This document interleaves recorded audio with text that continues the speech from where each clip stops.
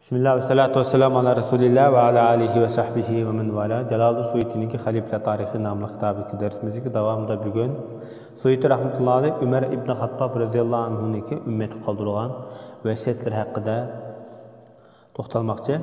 Amr ibn Meymun degan kishininki deyişçe Ömer radıyallahu anhu şundaq degan ekan.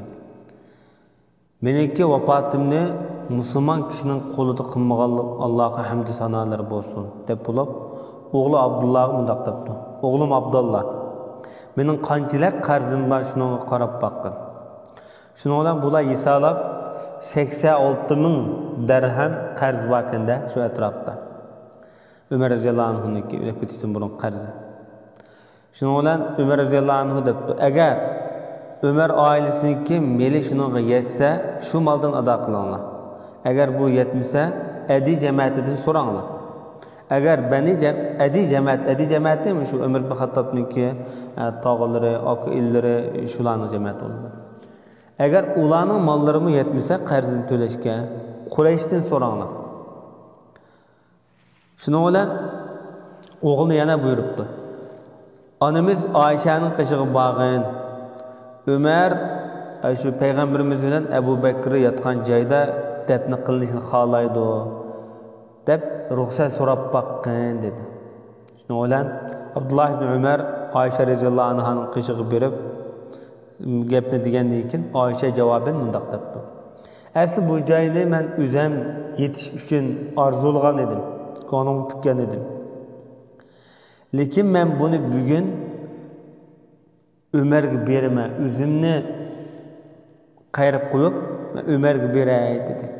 Shuning bilan Abdullah kelib dadasına qarşı kelib Ayşe anamız ma'qul deb ruxsat qildi degandan keyin Ömer ibn Xattob Allohga hamd sano etdi. Ondan Ömer roziyallohu anhuga boshqalar tarafdan deyildiki, Emirul Mu'minin vasiyat qoldirib xalifa saylab qo'ysalar degandan keyin men bu ishqoyat bu xalifalikka Payg'ambar alayhisolatu vassalam memnun, razi holatda o'lib ketgan mush oltaylan nayt haqliq deb qarayman. Deb bu oltaylarni sanab o'tdi. Shuning bilan lekin Abdullah ibn Umar o oltaylar bilan birga shu so'rinning o'ziga hozir bo'lib qatnashidi. Lekin uning xalifa bo'lish nomzodlik salohiyati bo'lmaydi. Agar Sa'd radhiyallohu anhu keyincha bir amirlik mansabga erishsa, u boshqacha. Agar unda avval bo'lmasa, ya'ni u amir bo'lanmasa, keyin başka emirler onundan faydalansin, onun fikri, onun kuvveti, bu işlerden faydalansin. Çünkü Sa'd ibn Abi Waqqas'ni aynı vaqtda Iroqliklar az qilib Iroqniki valiligidan elib tashlayotgan Ömer ibn Xattob. Shu vaqtida men buni xiyonat tufaylidan yoki ojizlik tufaylidan uni valilikdan olib etmadim. Lekin keyin emir bo'ladi, emir bo'lanmagan vaqtida uning fikirdan, so'zdan foydalansa bo'ladi deb bu vasiyatni qoldirib qo'ydi. Ondan dediki, mendan keyingi kelgan xalifalarning taqvodor bo'lishini tavsiya qilaman. Bu xalifaning muhojirlarga, ansorilarga, har qaysi shahar oymoqdagi kishilarga, turli millatlarga nayt yaxshi g'amxo'rlik qilishni, ularga yaxshi qarashni tavsiya qilaman deb uningdan boshqa bir nechta vasiyatlarni qoldirib o'tdi. Shunda Umar roziyallohu anhu jon o'zga vaqtida Umar roziyallohu anhuni tavutga silib chiqdiqda Abdullah ibn Umar kelib Oyshaning qishiga kelib dedi-da uyning oldiga. Umar izn so'raydi, ruxsat so'raydi desak, Oysha dedi, "Ekranglar" dedi. Oyshaning uyi bu asli. Bu Ömer roziyallohu anhu deb qilgan joy Ayşe roziyallohu anhuning uyi bu. Shuning bilan Ayşaning bu hujrasiga kirib payg'ambarimiz bilan Abu Bakr Siddiq bilan birga yoniga dafn qilindi. Dafn qilib bo'lgandan keyin ular ham jamoat qaytib, heliqi nomzodga belgilab qo'ygan oltaylar bir yerga to'plashdi. To'plashib Abdurrahman ibn Avf shularning birisi. Shundaq dediki, endi bu ishni uchaylarga topshiringlar. Ya'ni bu uchinglar chekininglar. Cho'qim bir odam lozim bizga xalifadan. Uchinglar o'tininglar. Yoki uchinglar üçeylenga qaysini tanlasanglar topshiringlar bu ishni degan ekan. Zubayr men bu ishni Aliga topshirdim dedi. Sa'd ibn Abi Waqqas Abdurrahmonga topshirdim dedi. Abdurrahmon ibn Avf Talha bo'lsa men Osmonga topshirdim dedi. Oltaylanda ucheylan chekindim bu yerda. Endi ma ucheylan bir yerga yig'ilib Abdurrahmon ibn Avf dediki, men xilofatni xohlamayman dedi. Undaqda ikkilan qoldi. Endi qaysinglar mush ishdan chekinsa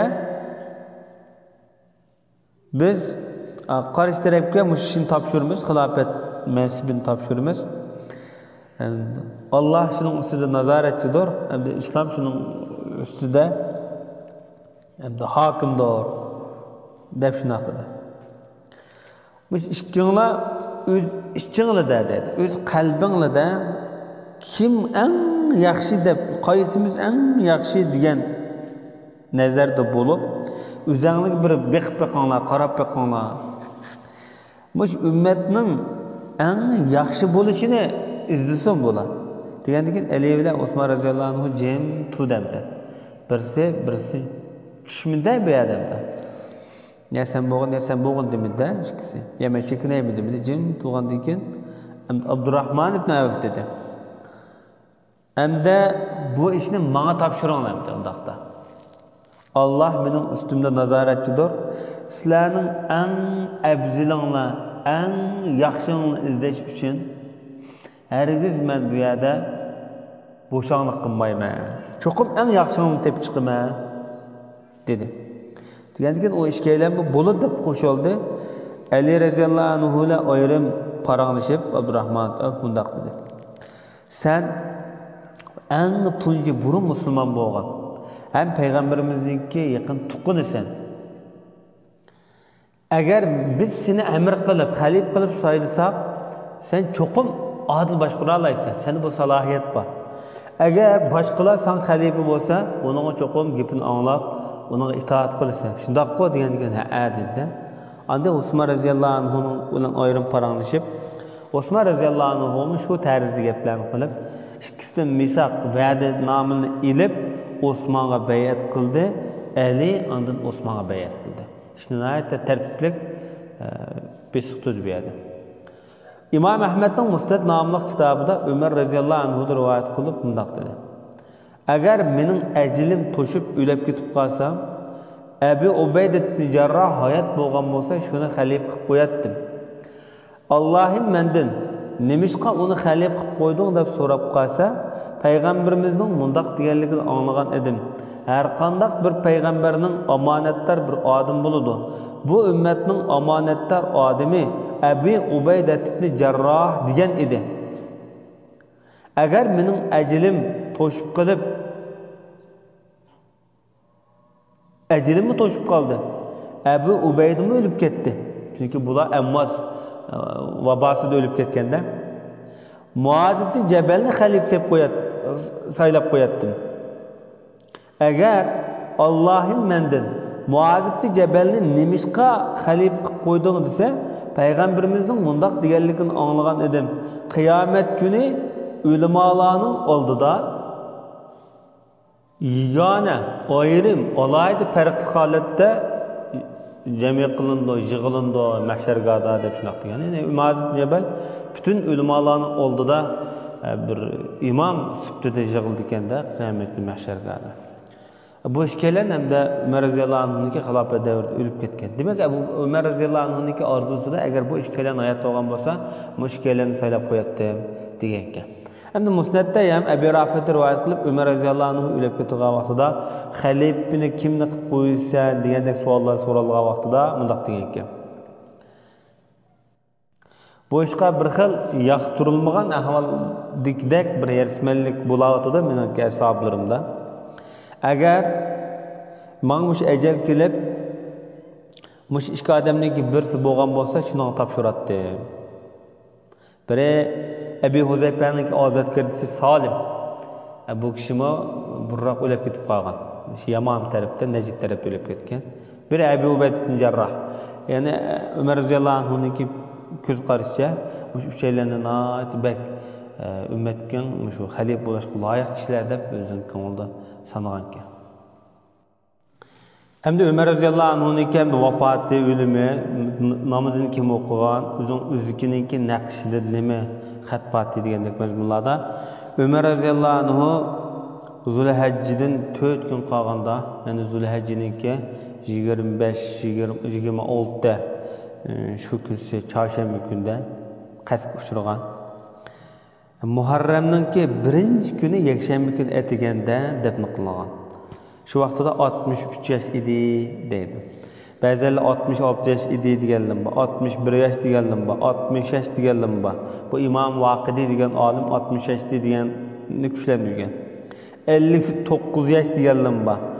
54-55 yosh deganlar bor. Lekin buni eng to'g'risi 63 yosh. Ama Suhayb Rumi degan kishi masjidda Umar radhiyallohu anhuning meyit namozini o'qigan. İmam Mizzining Tahzib nomli kitobida Umar radhiyallohu anhuning o'zikida kafa bil mauti wa'ida o'lim yetarlik nasihatdir degan xat bor edi dedi. Tabranining Tariq ibn Shihab degan kishidan naql qilib rivoyat qilishicha Ummu Ayman degan ayol Ömer radhiyallohu anhu o'lib ketgan kunsi shunday degan ekan. Ummu Ayman degan bu payg'ambarimizni beqib cho'ng qilgan ayol, Usama ibn Zaydninki onasi bo'ladi. Bugun islom ojizlashib boshladi degan. Ömer radhiyallohu anhu vafoti islomninki ojizlashgan holatiga qarab bo'lgan degan. Abdurrahman ibn Yasardan rivoyat qilishicha bu kishi deydi, men Umar ibn Xattobninki o'limiga qatnashgan. O'lib ketgan vaqtda men bordim shu jinozaga hozirdim deydi. Shu kunsi quyosh tutilgan debdi. Bu ham shu kundagi tasvir ekan. Quyoshning tutilishi Umarning o'limi bilan munosabatsiz sahih hadisning mazmuni bo'yicha. Lekin shu kundagi holatlarning biramdi. Bu hadislarning hammasiniki raviylar ishonchli edi deydi. Sallallohu alayhi va Muhammad va ala alihi va sahbihi ajma'in.